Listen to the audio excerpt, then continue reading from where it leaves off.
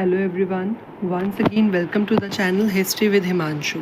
आज की इस वीडियो में हम अपना नेक्स्ट जो ट्रैवलर्स हमने 3 पढ़े हैं उनको क्या क्या डिफ़िकल्टीज़ आई या उनको क्या क्या उन्होंने नोटिस किया हमारे इंडिया के बारे में, उसके बारे में हम थोड़ा सा ब्रीफ में पढ़ने वाले हैं। सबसे पहले हमने पढ़ा था ट्रैवलर अल बेरूनी, उसको क्या क्या प्रॉब्लम्स आई वो सब हम समझने वाले हैं। ठीक है, तो सबसे पहले जब अल बेरूनी इंडिया के अंदर आए तो उनको जो भी सांस्कृतिक ट्रेडिशन होता था वो बिल्कुल एलियन वर्ल्ड जैसा लगता था। मतलब उनको ये लगता था कि जैसे इस चीज़ की कोई सेंस ही नहीं है, क्योंकि उनको संस्कृत भाषा उस समय में नहीं आया करती थी। Overcoming barrier to understand. अब हम जानने वाले हैं कि मतलब किस तरीके की परेशानियों का सामना करना पड़ा अल बेरूनी जब यहाँ पर ट्रैवल कर रहे थे इंडिया में।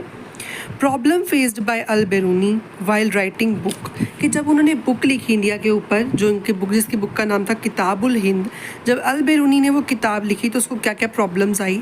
लैंग्वेज बैरियर, सबसे पहले उसको यहाँ की लैंग्वेज नहीं आती थी, अल बेरूनी को संस्कृत भाषा नहीं आती थी, जिसकी वजह से उसको काफ़ी प्रॉब्लम फेस करनी पड़ती थी। ठीक है, लैंग्वेज ट्रांसलेशन बहुत डिफ़िकल्ट हो जाया करती थी उनके लिए।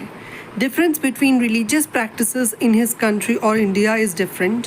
ठीक है, टोटली डिफरेंट थे। मतलब जो उनकी कंट्री में रिलीजियस प्रैक्टिसेस की जाती थी, ट्रेडिशनल प्रैक्टिसेस की जाती थी, वो सब यहाँ के ट्रेडिशन के अकॉर्डिंग बिल्कुल टोटली डिफरेंट थी, जिसके कारण वो थोड़ा बहुत भी अंदाज़ा नहीं लगा पाते थे कि दैट ये किस टाइप की प्रैक्टिसेस हैं। पीपल कंसिडर्ड दैम मलेज, लोग उनको मलेज मानते थे। अल बेरूनी को मलेज कौन होते थे, बेसिकली हमने सेकंड चैप्टर में पढ़ा था। मलेज वो पर्सन हुआ करते थे जो कि वर्ण सिस्टम के अंदर नहीं आते थे और आउटसाइडर्स होते थे, तो इनको भी आउटसाइडर्स माना जाता था और इनके साथ जो है आउटसाइडर्स की तरह ट्रीट किया जाता था। वर्ण सिस्टम के जो है इन्वॉल्व पर्सनस की तरह इनके साथ ट्रीट नहीं किया जाता था। Sources of knowledge by Al Beruni. ठीक है, सोर्सेज कहाँ से मिले अल बेरूनी को, मतलब नॉलेज कहाँ से मिली इंडिया के बारे में। सबसे पहले इन्होंने ब्राह्मणिकल कुछ टेक्स्ट पढ़े, फिर वेद पढ़े, पुराण पढ़े, भगवत गीता, पतंजलि, मनुस्मृति और जितने भी धार्मिक ग्रंथ थे इंडिया से रिलेटेड वो सब इन्होंने पढ़े और नॉलेज गेन की इंडिया के बारे में। ठीक है, इनकी जो है काफ़ी जो प्रॉब्लम्स थी ना, language barrier, people considered himself as मलेज, तो ये सब इन पेपर में पूछ ली जाती हैं क्योंकि ये मोस्ट इंपॉर्टेंट मानी जाती हैं पेपर के प्रोस्पेक्टिव से। नेक्स्ट है Al Beruni description of caste system. अल बेरूनी ने डिस्क्रिप्शन कैसे दी है कास्ट सिस्टम ऑफ इंडिया और अपनी कंट्री के कैसे कंपेयर किया है। Al Biruni says that the caste system was not only in India. Al Biruni ने कहा कि कास्ट सिस्टम केवल इंडिया में ही नहीं है बल्कि उसकी खुद की कंट्री में भी एग्जिस्ट करता है। ठीक है, it was in his own country Persia, जहाँ से वो बिलोंग करता है, उसकी खुद की कंट्री में भी कास्ट सिस्टम है। तो बेसिकली उसकी कंट्री में क्या होता था, जैसे इंडिया में ब्राह्मण, क्षत्रिय, वैश्य, शूद्र हुआ करते थे, उसी टाइप से जो अल बेरूनी की कंट्री थी पर्शिया, उसके अंदर क्या थे, नाइट्स हुआ करती थी सबसे पहली, जिसमें नाइट्स और बहुत बड़े बड़े राजा महाराजा आ जाया करते थे। दूसरी कैटेगरी होती थी मॉन्क्स और प्राइस्ट की, ठीक है, जो कि पंडित पुजारी हुआ करते थे। तीसरी कैटेगरी लॉयर्स और फिजिशियंस की होती थी और चौथी कैटेगरी पेजेंट्स मीन्स फार्मर्स की या किसी आर्टिस्ट की हुआ करती थी।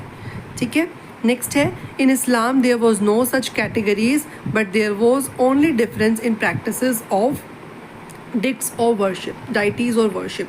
मतलब इस्लाम धर्म में हमें कुछ ऐसा एविडेंस नहीं मिलता कि दैट इस्लाम धर्म में भी इस तरीके का कोई कास्ट सिस्टम हुआ करता था, बल्कि इनके अंदर कुछ ऐसी रिलीजियस प्रैक्टिसेस थी और डाइटीज़ की वर्शिप की जाती थी जो टोटली डिफरेंट थी अलग धर्मों से।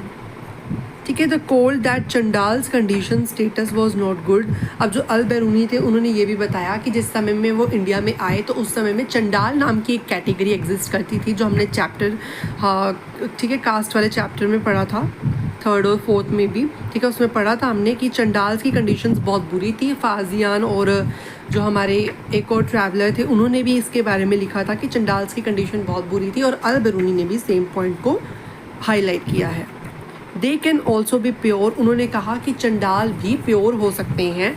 वो ऐसा नहीं है कि अगर वो लोअर कैटेगरी में जो है पैदा हुए हैं तो वो लोअर ही रहेंगे, वो थोड़ा प्योर भी हो सकते हैं। For example sun cleans all dust particles present in the air. जिस तरीके से सूरज की रोशनी हवा में जितने भी, वायुमंडल में जितने भी मिट्टी के कण प्रेजेंट होते हैं, ठीक है, पार्टिकल्स प्रेजेंट होते हैं, उन सबको सूरज की रोशनी बिल्कुल साफ़ कर देती है हवा को अपने उससे, लाइट से।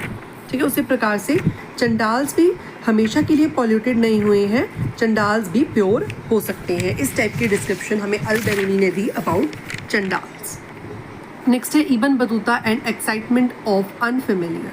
अब इबन बतूता का बता रखा है कि इबन बतूता ने हमको क्या क्या बताया। इबन बतूता ने एक तो हमको ये बताया था कि उस समय में ट्रैवल करना बहुत डिफिकल्ट होता था, ठीक है, रोबर्स भी अटैक कर दिया करते थे। अब हम इनकी डिस्क्रिप्शन के बारे में समझने वाले हैं कि इन्होंने इंडियन सिटीज़ के बारे में क्या क्या डिस्क्रिप्शन दी। He visited India in 14th century. India में 14th सेंचुरी में वो आए थे।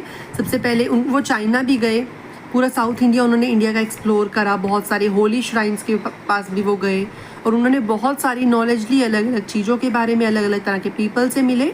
अरेबिक, पर्शियन और तर्किश भाषा उनको आती थी और उन्होंने अपने आइडियाज़ को अलग अलग लोगों के साथ शेयर किया।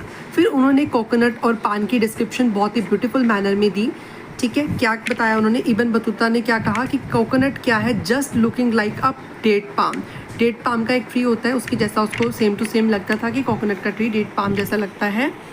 This coconut just look like human, कि ये कोकोनट ह्यूमन की तरह भी लगता है, कि इंसान की तरह लगता है, क्योंकि इसमें 3 छेद होते हैं, 3 स्मॉल होल्स होते हैं।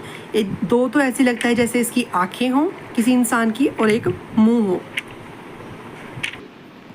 और इसी कोकोनट में एक वाइट स्ट्रक्चर होता है जो कि ऐसा लगता है जैसे बिल्कुल ह्यूमन का ब्रेन हो, और इसकी बॉडी के ऊपर हेयर भी हैं प्रेजेंट कोकोनट की, जिसको देख के ऐसा लगता है जैसे ह्यूमन बॉडी पे हेयर होते हैं ना, ऐसे ही लगता है कि जैसे कोकोनट के ऊपर भी हेयर ह्यूमन बॉडी की तरह ही हो। एक उन्होंने पान की डिस्क्रिप्शन दी थी। इबन बतूता टेल पान is a type of leave which has many different uses. Ibn Battuta ने बताया कि पान एक ऐसी लीव है, एक ऐसा पत्ता है जिसके अलग अलग यूजेस होते हैं।